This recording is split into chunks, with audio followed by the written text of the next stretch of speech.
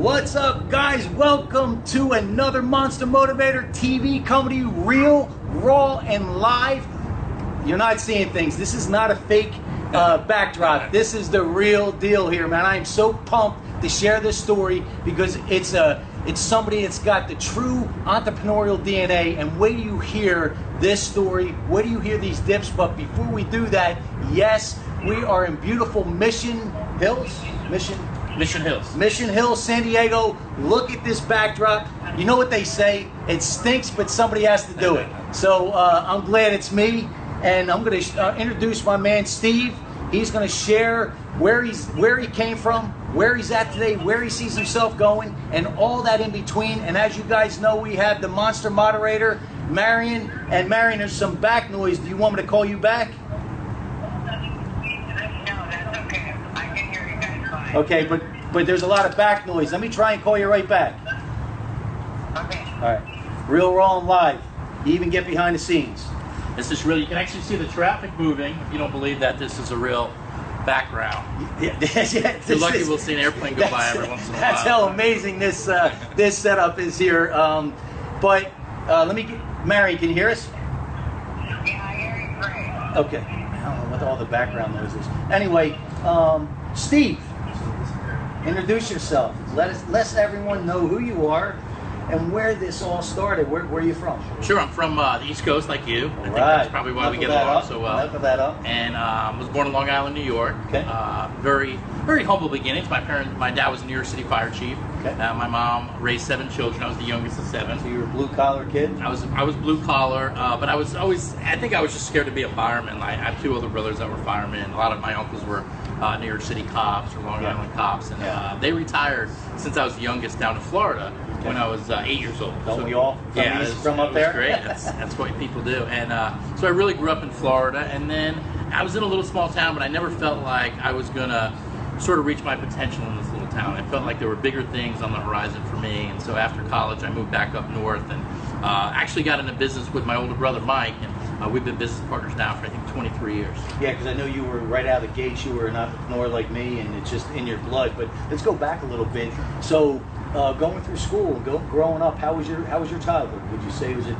I would say it was pretty normal. I would categorize myself as being shy. Okay. And I know, like, for your self-image reasons, it's never good to define yourself as I am shy, because then you start to take more shy actions. But the reality was, yeah. I mean, I was, even still today, I think I'm socially awkward in many situations. And you're in the majority, right? You're in the majority. I guess I never really feel like that, but I know, and that's part of it, right? But you definitely are, because there's so many people that can tell themselves that.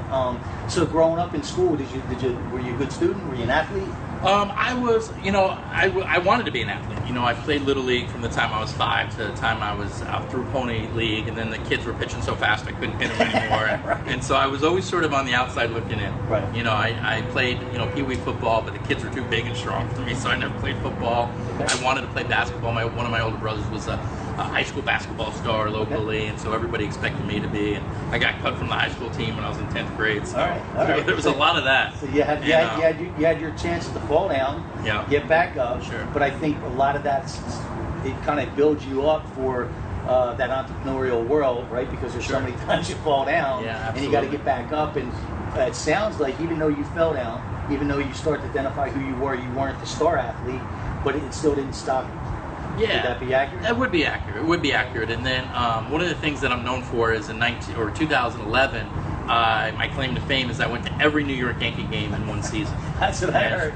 And every game. Every game. All this is my book, 162. Okay. And that's how many games are in a baseball season. Uh-huh. And I watch all the games on TV. I'm a big Yankees fan, so I figured, hey, if I could watch them, I have a good social network across the country, I think I could go to every game. And I started looking at the calendar. I only did this with a month's notice. Wow. I didn't even plan it out in a year. Everybody kept telling me, wait till next year, we can plan it out. I said, I'm 40 years old. If I don't do it now, I'll never do it. I had just gone through a separation, so my company that I worked for had just been purchased. And so all the stars were lining up. And I said, if I'm going to do it, this is the time. And so for me, I knew I was never going to be an athlete at 40 at this point. Right. But I figured this will be my way to achieve something as a baseball fan. I'm actually a world record holder now. I've attended more games as a fan consecutively than any other now, fan. has the Yankees acknowledge that? Yes, they have. Okay. It took them a long time. When I did my season, game 150, Right. they finally called me and they said, "Okay, we want to interview you." And I was like, "Yeah, I knew you'd do it." Wow. And so they made a video of me, and it was on their website, and it was on MLB, and they played it. Probably one of the coolest things is they played it every day at batting practice, you know, for the last week of the season. And the last home game, it was against the Red Sox. They interviewed me live on the Megatron in front of the 50,000. Against the Sox. I mean, listen, it was great. And I'm watching the players look up on me. So that was really, it was, you know, it's not, I kept telling myself the whole year, doesn't matter if anyone else buys into it, I'm doing this for me. But as the season goes on, you're like, does anybody give a crap about this? But here's what else I really like about this story, right? That we can tie in with entrepreneurs. You have that entrepreneurial, I say A-level entrepreneur. I believe there's A, B, and C levels. And that A level where the outside noise said, why don't you wait till next year? But it's not in our DNA. Right. We gotta go. Yeah, we gotta absolutely. go. Once that idea starts to manifest, Sure. what happens? Yeah, you take action. You run with it, right? Yeah, absolutely. And I just finished reading your book, which thank you, by the way. And if you haven't read Dave's book, make sure you run out and get it. It's a great book. Thank you. You know, and one thing that I loved in there is that that action is the kryptonite to fear. And I just love that, and it's so true. And it's it's like you make things happen. You do one thing and it leads to something else. Doesn't it? It becomes magical. You know, how many times in your life, right? You had no idea what that next step was. You had no idea how to get through that darkness. But as you start to move forward, some of the things happen to you, me, anybody, when you look back that the best Hollywood screenwriters couldn't write. Absolutely. Right? Sure. And you're like, this is like magical, but so many people forget that. You know, I created this saying, I want to make a shirt now. I love it. It's the darkness is only temporary as long as you keep moving forward. The only time it becomes permanent is when you go back into safety. And you know, so many people find themselves back in that safety zone, Sure. and it's such a fake sense of security. Yeah, I still go through. I struggle with it today. Oh, amen. You know, as an All of us. entrepreneur, Yeah. you know, somebody that works from home and somebody that doesn't have a boss, just and all of a sudden it's just like you find yourself stuck, and then you gotta keep moving. Yeah, you gotta keep moving forward. And I always say, when you find yourself in that, you better be able to lean on that why. That why better be big enough. Yeah. And when that why becomes bigger than you become unstoppable. Sure. You know, so identifying that why. What's your take on that? I love that, and as I'm reading your book, I can tell that the roots of a lot of our thinking. Right here. Yeah. I mean, from Bob Proctor to Jack Canfield to affirmations and knowing your why, and I loved it. And sometimes when you're reading a book, which I certainly learned from a lot from your book, but another point is that it's affirming some of the things that maybe you already knew but forgot, or just that you're on the right path. Yes. And I love the work that you're doing with affirmations in there. You know, I'm so happy and grateful now that things like that. I love it. And the self-talk. And I'm glad you brought that point up about, I post every few hours some content because I believe it's the same. Personal development's the same thing as physical development. You can't go to the gym once a week, eat clean once a week, and think you're going to be in shape. It doesn't happen that way, right? They haven't invented that pill yet. Yeah. Right? I'm waiting. They haven't done it yet. And personal development, would you say would be the same thing? It has to be a lifestyle? Yeah, I love it. In fact, I love in your book how you keep referring to personal development, because for a lot of people, it's hard to even put a finger on what that means. A title, right? Yeah, a title on what personal development is. But I could tell that we think a lot alike, and I think that's where everything starts. And so personal development has been a cornerstone of my career. I was very lucky. I don't know if you remember, in the mid-90s, there was a television network called the People's Network. It was called TPN. You would have loved it. Okay. It was a direct sales company, and I had the opportunity to hear about it when it first started, and they had people like Jack Canfield, Mark Victor Hansen, Les Brown, Jim Rohn on satellite. And so the deal was, it cost about $300. You bought a satellite that got one channel, but it was this channel. You paid $50 a month, but you had seminars 24/7, and you could watch, how to be a better parent, how to be in better shape, just everything about success. And I loved it. And it was about a 4-year period that company was in business that really set the foundation for me of who I am, How and how old I were you? think. I was 24 to 28. What a great! It's almost, what, that sounds a lot like Bob Proctor's story, where when he worked for Nightingale Conant, right, for 5 or 6 years. I mean, that's like the epicenter, right, of what we learn and what we teach. I always tell people, especially my keynotes, is 2 things. Well, actually 3 things. I'm just a student. sharing what I was taught and what's worked for me. Take what works, throw out the rest. And if anybody in the personal development industry tells you they invented something new, run. Don't look back, because this really goes back to the beginning of time. This really goes back to my beginning. Yeah, Jim Rohn had one that he said, you know, hey, when a guy tells you he's got antiques, you know, exactly. That's not good. Or he's selling, you know, he's making antiques. Yeah, or I got a piece of property in Florida for you, just sign here, right? Because it goes back to antiquity. And the other thing that we're really talking about here too, and I love, and I say it over and over because it's so accurate, is right. It's the same recipe, just different ingredients, right? It's the same recipe, just different ingredients. So you get out of high school, you go into college. Yep, I went to college. Okay, you went to college, but you always had that DNA pull. Would that be? Yeah, you know, it was a scary time, Dave, for me, and I can't even imagine what kids are going through that are 18 to 22 now. How old are you? I'm 46 now. Okay, I just turned 50, so we get it. Right. Yeah, sure. Happy birthday. Thank you. And I remember being a senior in college, and I was actually with my older brother, who's my partner now. He was visiting me in college. We weren't even that close. He is 18 years older than me. Oh, wow. Yeah. So he was 42 when I was 24 when we became partners. And so now I'm 46 and he's 64 That's now. almost like an uncle, nephew type thing. Yeah. In fact, a lot of people say that that he might be my uncle, because, you know, there's a lot of rumors in my family, but we'll just keep it as he's my Believe brother. that, right? But we were going for a walk, and he said, and he talks in this deep New York voice, like, so what do you want to do for the rest of your life, you know? And I remember looking down as we walked down the street in St. Augustine, Florida, where I was going to school, and he said, hey, stop right there. He goes, did you notice what you just did? And I was like, no. He goes, I asked you a question about your future and possibilities, and you look down, limiting yourself, because you got this beautiful world here. Look up and throw your shoulders back and own it. And it was just that little piece of advice that helped me embrace the future. You know, Jim Rohn says that there's two ways to look towards the future. You can anticipate it, or you can, you know, sort of not embrace it, you know, and be scared of it and shy away from it. So really from that point, it's sort of my journey of personal development. I love that, man. I love that. You can look at it as an adventure or a block, like a barrier, that fear barrier. I love that. Yeah. And just like playing the resume game and coming out of college, and again, our stories, I think, were I related to because I answered an ad, much like you did, and it was for a perfume and cologne company in Jacksonville, Florida. I sold perfume. That's what I did too. I swear to God. And it was one of the best things I ever did, because it got me out of my comfort zone, taught me how to deal with people. That's where I really started with personal development. Yes. And I did it for a year because I told the guy that hired me that I'd do it for a year. Right. And much like the guy Tommy in your life, there was a guy named Steve that was the same way for me. He was just a fun guy. He believed in me. I don't know how many times I went in and I tried to quit, and he would talk me out of it, and I'd go back out there. And even though I didn't think it was very successful at the time, looking back, what I did, I had my own office. I had about 30, 40 people working for me at 21. It was a great start for me. Awesome, you know? Awesome foundation. Yeah, it really was. Yeah. And from there, I moved back up to New York, where I had an older sister, and I got a job, and I only lasted 6 months there, and I was working for a public relations company. And it was one of those jobs where you shake your head and you go, man, A, how did I survive there? And B, thank God for it, because I wouldn't have been so resilient as an entrepreneur hadn't it been for that. Right. And there was this lady that was just like, you know, she was like a monster. I mean, she was just a horrible person. And she lived upstairs from where the office was, and she had these little poodles that I had to walk every day. And she would come in, and you ever see Throw Mama from the Train? Yes. She was like Throw Mama from the Train. Right. And she was like, Steven! And I'm like, oh. And my body would just tense up when she walked in the room.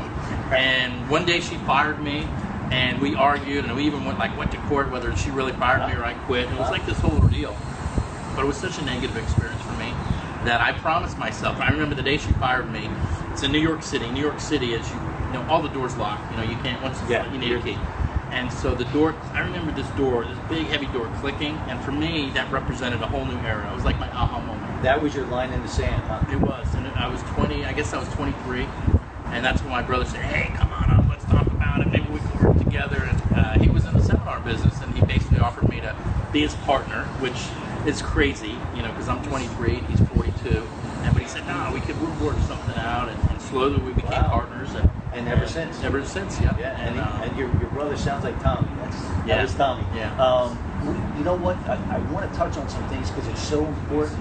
for people to really understand and break this down for them, because your story, you know, obviously this is your story, so it's just so matter of fact to you. But when you really dissect this, right, there's things that you learned, and I've learned, right, through my time of story, that the greatest universities in this world cannot teach you like the real world. And what I like about your story too is you weren't born with that dominant EQ, right? Yeah. You probably had the dominant IQ. Yeah. So you had to figure out how to, or whether you realize it or not, right, through these foundational boot camps, Yeah. how to bring that EQ out, because that's survival. In the real world, at the end of the day, I always think, I believe that EQ trumps IQ all day long. Yeah, sure. Luckily for me. Yeah, luckily for for sure. me. And so I think, where did you think you found that? Just through that survival mode? Like, hey, they threw you in the deep end? yeah, well, it's funny because I tell the story in some of my seminars that my dad was like his civil servant all the way. Yes. It's like, why would you start a business when you can get a paycheck every week And a pension and a this and a that, yeah. And in his defense, it was a different time, and he was actually he retired when he was like 53, and he lived till 87, and he never worked another day in his life. He was good with the money and stuff. So he lived the life that he wanted to live and stuff like that. But I can remember, I don't know how old I was, somewhere between 8 and 10. We were having this big block party. It wasn't a block party. It was everybody's having a garage sale on the same day. Yeah. And about 30, 40 houses in my neighborhood. So I think what a great opportunity to have a lemonade stand, right? Beautiful. And I get, I'm ready. How old were you? About 10. Beautiful. I love it. And I'm excited. And I say to my mom brings me down. I get the Country Town lemonade, and I'm making it. And at one point, I'm like 3 or 4 sales away from breaking even. And I'm excited. We're still halfway through the day. I got plenty of time. I walk in my dad. I said, I think I'm 3 or 4 sales away from breaking even. He says, no. Because if you would have never started, you're already even.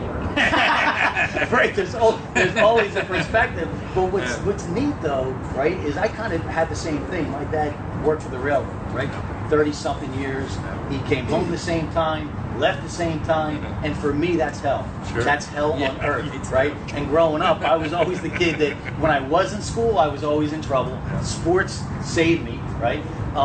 And we couldn't be any polar. I was actually adopted as an infant, so we couldn't be any polar opposite. There was a big window of time where he was looking at me like I was from Mars, right? Yeah. He's like, where did this kid come from? Because we were so different. But looking back, I love that you didn't let that outside noise, that outside influence, stop you from really doing what is truly for you. Yeah, right? yeah, and it was great because I think one of our deepest needs is to make our parents proud of us at the end. Sure. And there was nobody that was my dad was one of those guys where he'd wait till we'd be successful. He's like, I knew you could do it. You know? Isn't it? And you know, it's so funny. My dad, he just turned. He'll be 92, right? Wow. World War II vet. Yeah. They adopted me when they were in their late 40s, right? So now when he looks back, and it is a gift for me because he's still here. Where he said to me, and I've heard it a few times. He says, "Man, I'm kind of in awe of the way you can build and sell a business, move here, move there." And he says, I could never do that. He says, I needed that check. And I just said, thank God, because you created a foundation, because I probably wouldn't be here without that foundation. Sure. Trust me, I found myself in enough trouble with that foundation. So let me ask you this, Steve. People that have that DNA, or think they have that DNA, and they want to go and move in a different direction than that outside noise is saying is sensible, right? What would you say? What do you do? I think one of the things you have to do, and I think you would agree with this, is you really have to surround yourself with people that aren't the noise. You know, you have to have that sounding board where when you say, hey, I've got an idea to do this, somebody says, not only is that a great idea, but you need to talk to Joe. Joe will help you do this. Love that. And then, and things sort of lead. So I think surround yourself, the 5 associations you become like, I think that's important. Okay. Okay. I think another thing that's important is figuring out what you really love to do. Yes. Like for me, I've turned my 162 into a podcast and a couple books now, and I just love going to the Yankee games, and I figured that's really what I love to do. Yeah. I mean, I don't love anything more than that. But I also love to inspire people and encourage people to live their dreams and encourage people to be who they are. And so I think that kind of thing helps. So identifying, even if it's just making a list. I know you had Greg Reed on one of your shows. Yeah.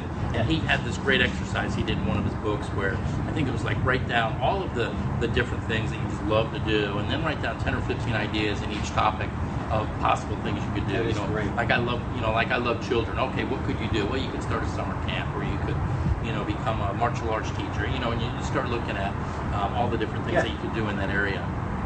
The other thing that I do, and I know a lot of the stuff that you teach has all of these elements in it, but I'm working on another book now, and it's about how to start your day. Okay. Right? The worst thing, I was listening to Brian Tracy recently, he said the worst thing that you could do to start your day is check your phone, go on Facebook, check your email, anything from the outside, especially today, especially in this season all with the election. It's crazy. So what I recommend that people do, and I recommend people take a 31-day challenge where they have a notebook and they write the day at the top, and then even on the front page put a picture. Maybe you have a child, or you have a dream vacation, or whatever you want your life to look like. Just have it there as just something to see every day. And then you write October 27th 2016, and then write down 10 or 15 things that you want, 10 to 15 goals. Right? And what you're doing is you're programming your subconscious mind through your reticular activating system. This is what I want. And every day, you're pretty much going to find that about 80% of them are the same. You might throw in, hey, I want to go to Australia every once in a while, but for the most part, it's pretty uniform. Pretty uniform. Then that's step one. You turn over the page, and then you write down 3 to 5 things that you're grateful for. Right? That's step 2. Step 3 is you write down 3 to 5 things that you've actually done over the last 24 hours since you did the exercise yesterday that helped advance one of your goals. I went to the gym today. I had a great workout. I made some good choices for food. What was the effective action? Yeah, exactly. Right. Effective action. And then recently what I started doing too, there's a philosophy called the slight edge philosophy, where it's not the big things that you do, but it's the little things that you do, good and bad. And so what I recommend people do is also write down 3 to 5 things that they did that were negative. I said I wasn't going to have any beer this month, and I had 3 beers. Whatever it is, write down the negative as well. Yeah, because I think it's a great way it's a real fair way to audit where you're at. Right? And not just be super positive, but be real. It's like, hey, I'm off track in these areas. I didn't read yesterday. I didn't do this yesterday. Then the 4th thing is to read over your affirmations. Although after reading your book, I'm going to redo some of the way that I do it. I used the exact exercise that you talked about in your book about having a tape recorder. I did that in 1995. Was one of 95. One of the best things I ever did. It worked so well I stopped doing it, as they say, right? But I still read my affirmations, and I read them every day. And so that's step 4. And then just reading 10 pages of a good book, and then listening to something motivational for 15 minutes. I love that. I love that. That's my 6-step system to success. And it's so real, it's so true, and it's nothing's reinventing the wheel. It just is what it is. It's so concrete. And I know I want to get into, we're talking about different levels of entrepreneurs, A, B, C, and however you want to define that. Now, you're in an industry that I believe really enhances or has the opportunity to enhance a C or a B level entrepreneur, because the structure's there, right? The structure's there. So let's talk about what got you into network marketing, right? Because you're very successful right now, and that's a hard thing to actually find, right? And you know that to actually live and breathe next to somebody that's done it. Because you always hear about if you do this, if you do this, if you do this. Well, where is that person? Right? So that's why I was excited about the show. But talk about how you got into network marketing. Sure. So my brother and I were working together in a seminar company, and there was a guy by the name of John Milton Fogg. John wrote a book called The Greatest Networker in the World, and Ghost wrote a bunch of books in network marketing. And he was hanging out with us the night we did our very first seminar. And he's in the back, and we're selling books like Think and Grow Rich and How to Win Friends and Influence People. That's my job. I'm in the back selling books. And so he comes to the back and he goes, how would you like, we had about 50 people there that night, he goes, how would you like if all these people came back next week and you didn't have to call them, you didn't have to do anything, and they brought a friend? I thought that would make my job a lot easier, because that's all I do. That's cruise control. Fill the seats. Right. And he says, that's what network marketing is.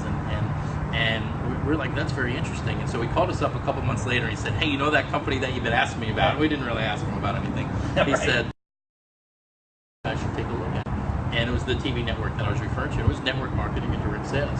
And we had a good ride for 4 years.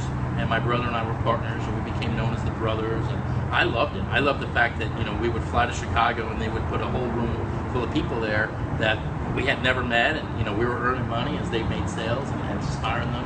And if you can get it to work, it's in a beautiful industry because of the freedom. Yes. And I haven't had a regular job since that job where the lady fired me in New York City in 93. It's the ultimate leverage if you can get that to work for you. Sure. And as somebody looking from the outside, knowing what I know from an outsider, I think there's some great positives, and then there's some negatives like anything else, Sure, right? sure. I think the positives are, and you can expand on these, is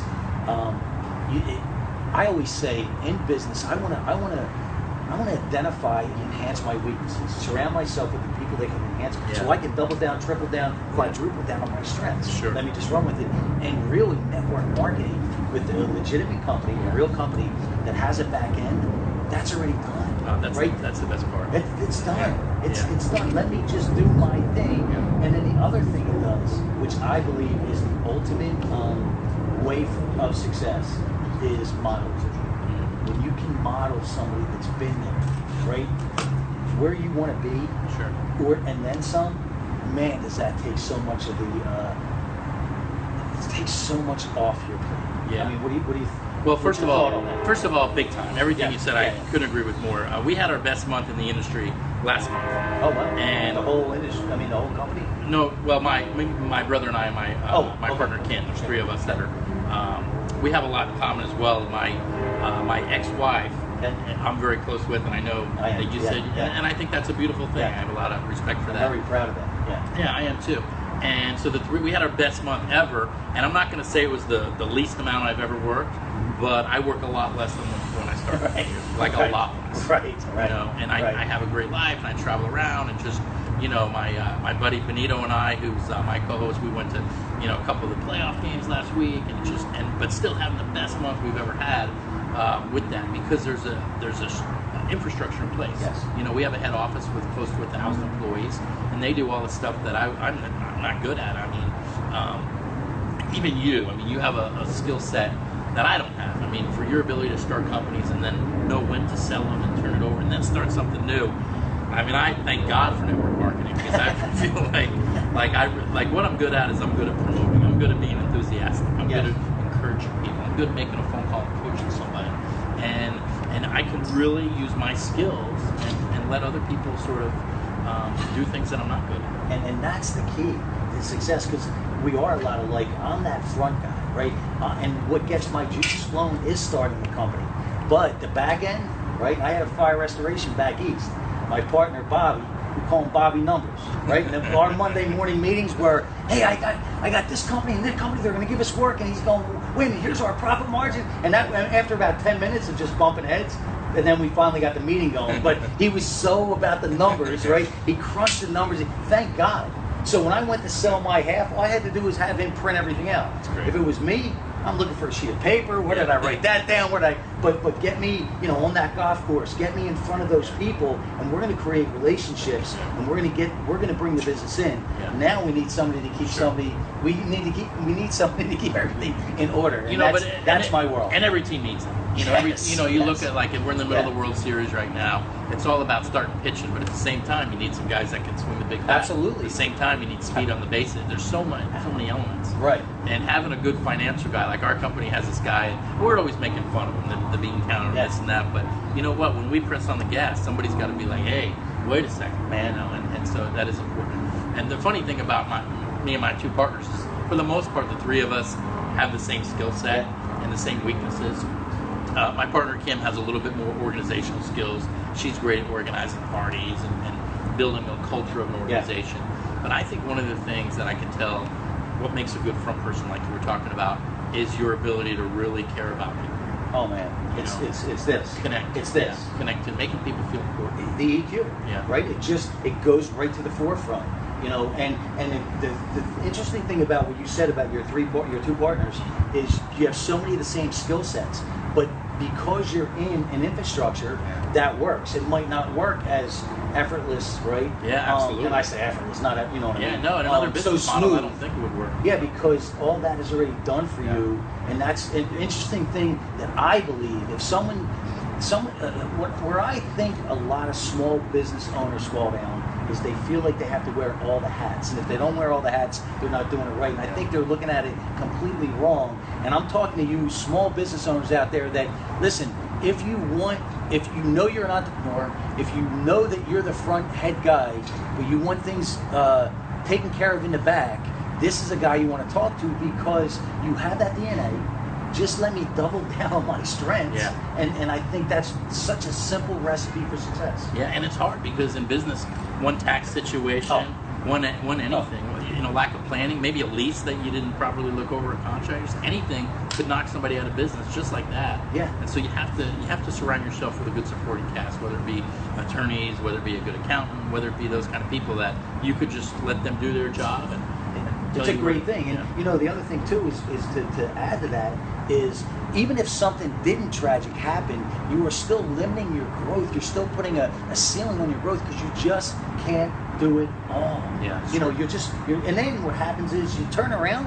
After 25 years, you're an employee of yourself. Yeah. Is really what it boils down to. And you've limited your growth, and so you're stuck in this job where you're the last one to vacation, and you're the last one to get a raise. If there is one, right? If there is a raise, and turn around, and you're taking all the risk. Yeah. You know, so that's what I love about. Here's what I see is a negative, and I'm painting a broad brush here. Understand, right?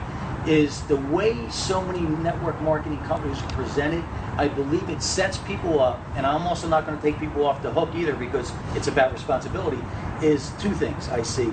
Is they give you all these numbers, and it looks so easy, right? And I always say life is simple, just not always easy. Yeah. And at the same time, the people coming to the table, painting a broad brush, do not look at it as a business. And you know, if you're going to look at anything as a hobby, that's your return, right? That's your result. And I was just talking about this last night at a networker. I spoke a little bit on social media, and people were like, "Man, you're posting every 2 to 3 hours." I said, "Because I'm both feet in, right? This isn't a hobby for me. This is a brand that we're going to run for a long time. So, are you in or are you out? You know?" And do you see that a lot in your industry? Yeah, well, a couple things to comment on what you're saying is my dad, you know, we were having some challenges when we first got started with a couple of guys in the business, and my dad said, you know, he was very wise. Right. And he said, you know, in a business like this, you're going to really attract some shysters. Right. And so, and I think that in any business, but especially network marketing, where, you know, your ability to paint a picture and get people excited, you are going to attract people that don't always have the best motives and the best intentions. It's just life. Yeah. And then you're going to have people that start those companies. And so I think it's important before you jump in both feet in any industry that you really look at the track record and not just take the word of the person that's doing the presentation, but really do some research, and besides just Googling it, but meet the people and get a feel for them. But I understand exactly, you know, what you're saying. We pride ourselves, my partners and I, and a lot of the people that we respect and model on being as real as it gets. You know, in my first year in network marketing, I made $5,000. You know, and that's not a profit. That's, you know, I brought in $5,000, I spent $30,000. Exactly. You know? And our story, upside down a little bit. very upside down. We have a funny story, but it wasn't funny at the time. But I was my sister's nanny. So my brother and sister are Irish twins. They were born the same year. Right.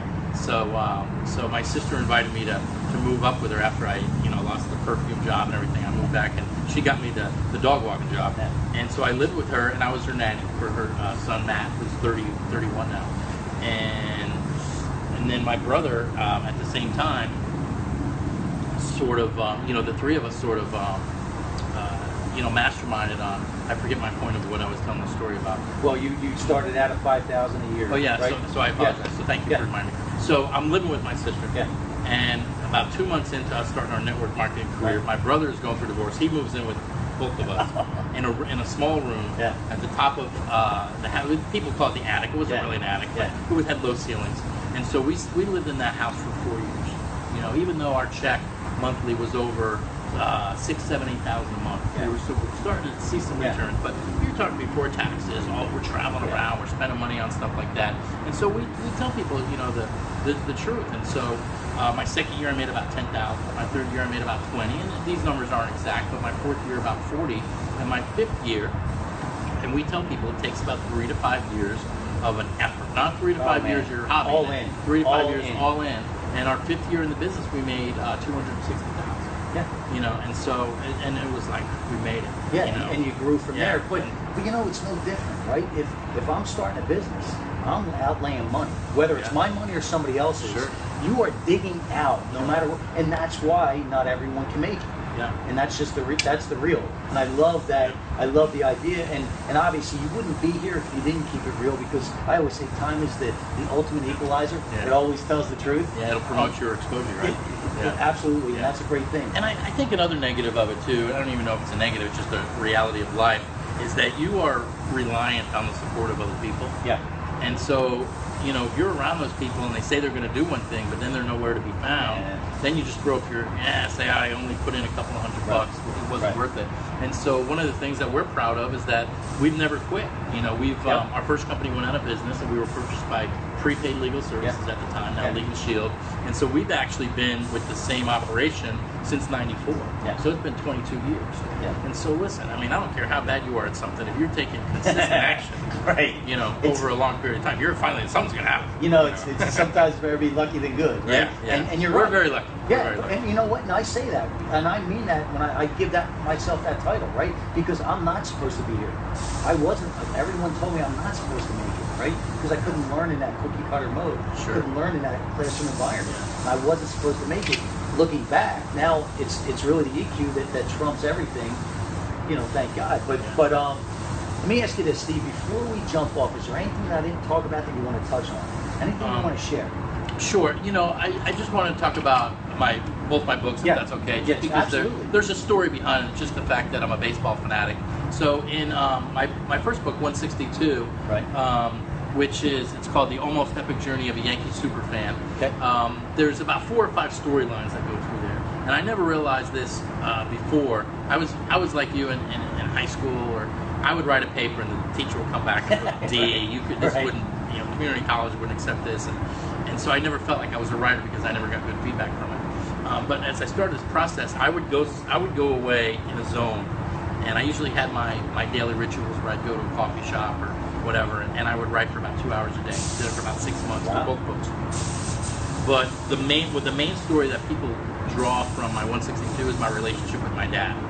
And so my whole ability to finish the book and to get it published and to do everything, because that's a lot of work, as you know, was because of my relationship with my dad. You know, and my promise to him. That was your wife. Yeah, it was my wife. That was your wife. That was absolutely my wife. In my second book, I published my first book, it took me about 3 years after the baseball season, was called The Last 42.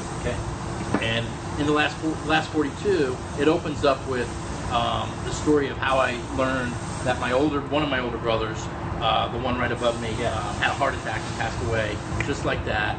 And I was the best man at the wedding, and it was hard. Real tough. And I know that, you know, in dealing with grief, there's never an easy answer on how you deal with grief. And so for me, what I decided to do, actually within 12 hours of him dying, I said to my older brother, I said, I know what I'm going to do next. And he's like, what are you talking about? I said, I'm going to go to Mariano Rivera's last 42 games and just get away, and I'm going to write another book about it. And so this is sort of like, if you like the first book, this is a good sort of ending, encore to it. And so those are both the books. And I love that, because now your brother became your wife for this, but this also became a therapy.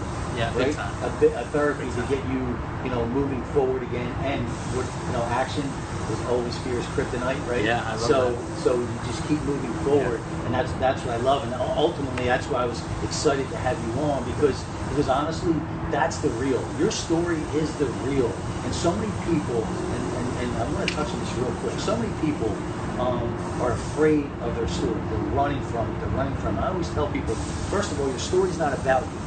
You made it through. You were bad enough to make it through. So it's an obligation now to share what got you through. And when you can look at it that way, I always say, wear those scars with pride, man, because that's who you are. And I think, I'm sure you run into a lot of people that are just running from their story because they're so afraid of what other people think. Is that what you've noticed? It is. And like for me, it was always been sort of hard to identify what my why is. And I know that when you're going to be on my show in a few minutes, that's one of the questions that I have for you, is how you really discover what your why is. And sometimes it just comes to you when you're not even really looking for it. And that's really what happens. That's what happens, and you'll know. It's just that inner GPS tells you. So I don't know if you do know this, how we end the show every time. I'm a big believer that you can only be in one state of mind at a time. So if you're in victim state, you can't be in gratitude state. if you're in gratitude state, you can't be in victim state, vice versa. Sure. And how great would it be to be in that unstoppable state the majority of the day? I would like and that. life always says, life makes the rules, right? I don't make the rules, you don't make the rules. Life says, do you want to purr like a kitten or roar like a lion? What do you want to do? I want to roar like a lion. So this is the Monster Motivator roar. You ready? Yeah, I'm ready. Have you seen it before? No, this is my first time. So this is now the sound is just as important as the pose. And on 3, we're going to do this. Ah! Ready? 1, 2, 3. Ah! Oh man, way to kill, brother. Thank you for bringing the heat. Thanks. Thank you guys for tuning in. And when we reshare this, as you guys know, Steve's going to jump on. Thank you guys and reconnect with you guys. This is a man you want to talk to. Thank you, my man. Thanks a lot, buddy. Appreciate it. Thank you. Thank you.